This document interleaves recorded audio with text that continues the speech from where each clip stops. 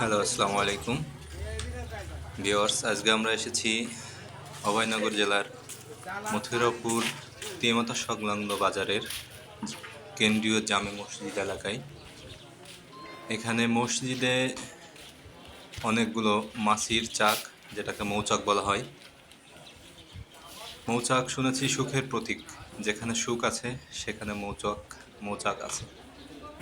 তো সেই ধারাবাহিকতায় হয়তো এই মসজিদে শান্তির জায়গা, আল্লাহর ঘর।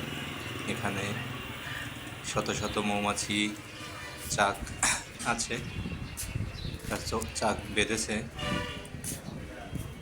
এখানে কোটি কোটি মৌমাছি রয়েছে।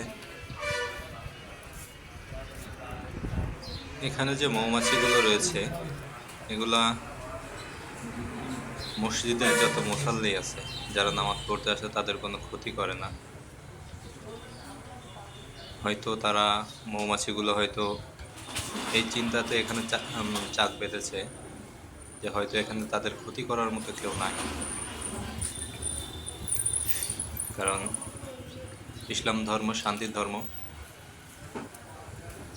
মৌমাছি শান্তির প্রতীক আমার মনে হয়।